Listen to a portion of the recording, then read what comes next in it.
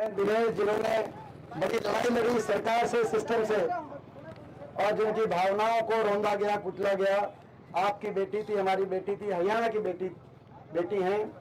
और जिनकी मैं खुशखबरी एक और आपको बता दूं कि जुलाना हल्के से बड़े बहुमत के साथ इन्होंने भी चंडीगढ़ की कुछ तैयारी वहां से रिटायरिंग। हमारी बहन दिनेश फोगाट, हमारे पूर्व विधायक निपेंद्र सिंह जी, हमारे पूर्व विधायक धर्मपाल सांगवान जी, हमारे पूर्व विधायक सोमवीर सांगवान जी, पूर्व विधायक कर्नल रघुवीर सिंह छिल्लर जी, पूर्व विधायक अभी भी जो पार्टी में हमारे शामिल हुए हैं सुखविंदर मांडी जी, हमारे भाई समीर जी, दलबीर गांधी जी, हमारे भाई राजू मान जी, विजय मंदोला जी, डॉक्टर ओम प्रकाश जी, प्रीतम जी चेयरमैन, जगत सिंह जी, दीपेंद्र भोलू जी, डॉक्टर सविता शोरान जी, अमन डालावाद जी, रविंद्र शोरान जी, राजेश जी, गोपी, देवेंद्र आर्यनगर, हमारे गांव के सरपंच और सभी पूर्व सरपंच और आसपास के गांव के सभी मेरे पिता तुल्य बुजुर्ग नौजवान साथी, माताएं बहनें, आपको सबसे पहले तो मैं एक अच्छी खबर सुनाऊं।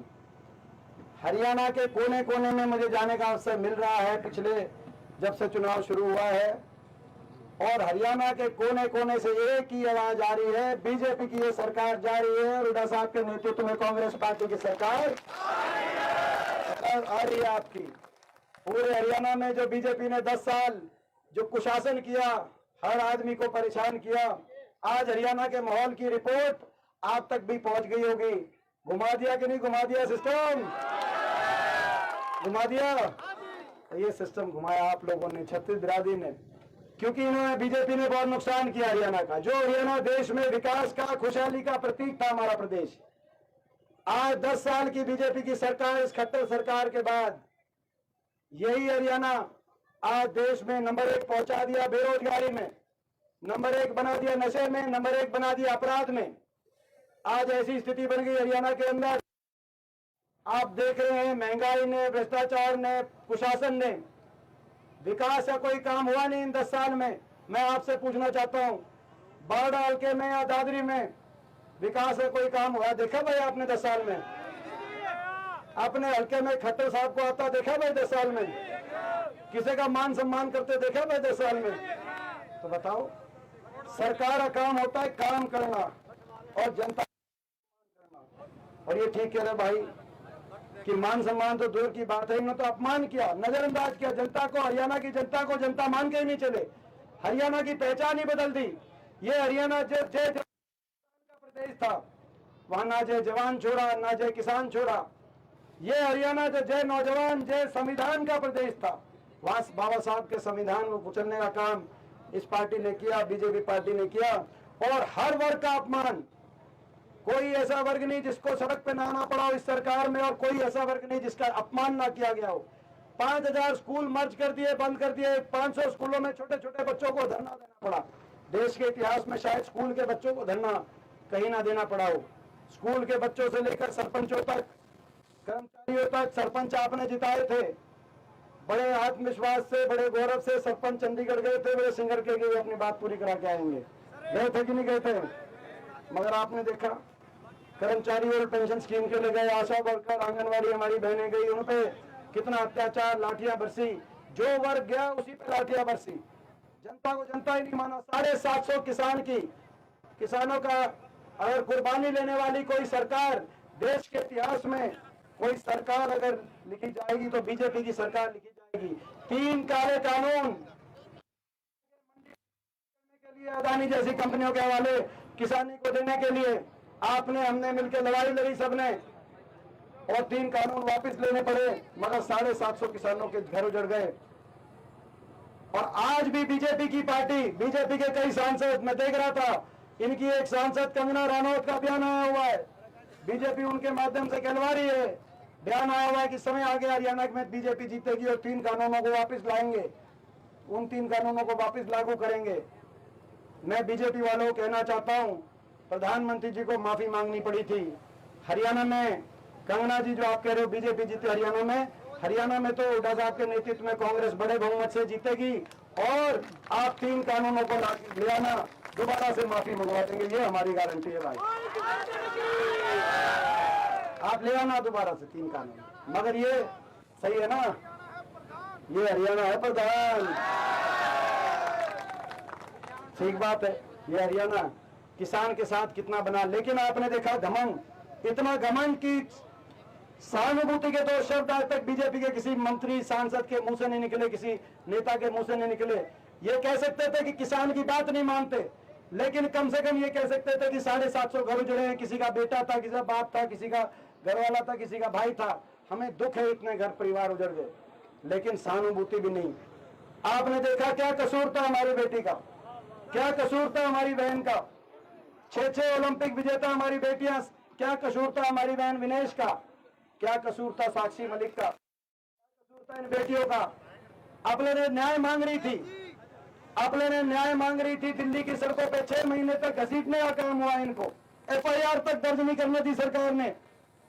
राजधर्म में नागरिक में फर्क नहीं किया जा सकता, और बेटी की इज्जत की बात आए तो बिल्कुल नहीं किया जा सकता। अपनी दुश्मन की भी बहन बेटी को की इज्जत को अपनी इज्जत मानना इस देश की संस्कृति है, लेकिन ये क्योंकि आपकी बेटियां थी, आपके लिए कितनी नफरत इनके दिल में रही होगी, कितनी घृणा इनके दिल में रही होगी, क्योंकि ये आपकी बेटियां थी, हरियाणा की बेटियां थी। दिल्ली में 6 महीने तक FIR सरकार ने नहीं करी। धन्यवाद करते हैं सुप्रीम कोर्ट का, सुप्रीम कोर्ट ने FIR दर्ज कराई के, और उसके बाद दिल्ली न्यायपालिका ने, दिल्ली का न्यायपालिका का धन्यवाद जिसने आरोप तय कर दिए उस बीजेपी के आरोपी सांसद पे, ये कह के कि इतने सबूत हैं कि 5 लड़कियों के साथ उसने गलत किया था, इस आरोप तय कर दिए दिल्ली न्यायपालिका का, सुप्रीम कोर्ट का धन्यवाद। मगर इनके आपकी बहन बेटी हो सकती थी, ये आपकी बेटी और आपकी बहन हो सकती थी, क्या इनका कसूर था? FIR तक दर्ज नहीं करा पाए। दिल्ली के 3 तरफ बैठे हैं, दिल्ली के 3 तरफ बसा हरियाणा, लेकिन दिल्ली में जाकर अपनी बेटी को हम न्याय नहीं दिला पाए। ये लड़ाई इस सरकार से न्याय लेने की लड़ाई है, हर वर्ग का अपमान, कोई ऐसा वर्ग नहीं। और घमंड इतना बढ़ गया, आखिर में तो बाबा साहब के संविधान पे आके लोकसभा चुनाव से पहले कहा कि 400 पार दे दो, बाबा साहब का संविधान तोड़ देंगे बीजेपी वालों ने। वो तो लोगों ने इनके घमंड को तोड़ दिया, लोगों ने इनके घमंड को तोड़ दिया, और अल्पमत की सरकार 400 पार के नारे की हवा निकल गई कि नहीं निकल गई 400 पार की, और अल्पमत में सरकार बनी। और जब सरकार अल्पमत में बनी और हम गए संसद में, हरियाणा से भी 5-5 सांसद चुन के गए, जाकर हमने नारा बुलंद किया, जय संविधान। किया था कि नहीं किया था नारा? बीजेपी को बड़ी तकलीफ हुई थी कि नहीं हुई थी जय संविधान के नारे से?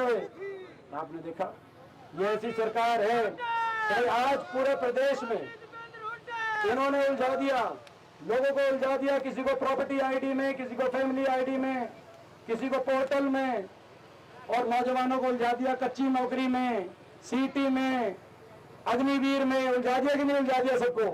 और जनता को उलझा दिया जाति और धर्म में, जाति और धर्म में उलझा दिया। जाति और धर्म पे समाज को तोड़ के राजनीति करने का राजनीतिक पाप इन्होंने किया, लेकिन हमारा भी संकल्प है, ये तोड़ेंगे और हम जोड़ेंगे। एक बार इस नारे में एक बार मुट्ठी बीच के नारा लगाना, अंदर से मजा आएगा, अंदर से संतुष्टि मिलेगी, आत्मा से आ जाएगी, क्योंकि बड़ी ताकत होती है जोड़ना। ये तोड़ेंगे और हम जोड़ेंगे।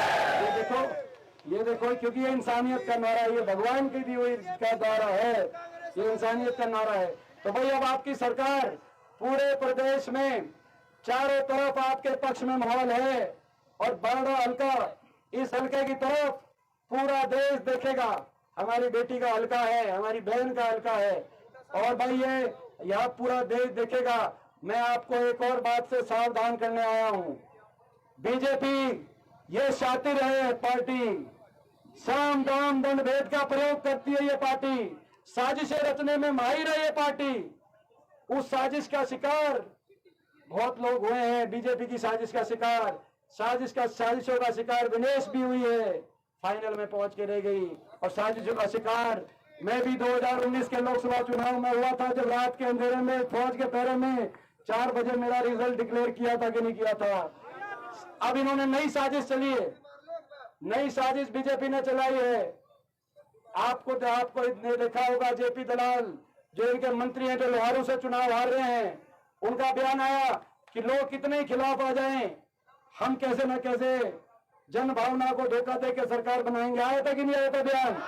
2 काम उन्होंने जो बात कही थी, बोला 2 काम करेगी बीजेपी, एक वोट काटो उम्मीदवार, निर्दलीय और वोट काटो उम्मीदवार लोगों के बीच में छोड़ के और विपक्ष की और कांग्रेस की वोट में सेंध मारने का काम करेगी। पहला काम, आज इस तरह पिछली बार बीजेपी के खिलाफत के नाम पे आपके बीच में आ गए थे दुष्यंत चौटाला, आगे तक नहीं आए थे जेजेपी, धोखा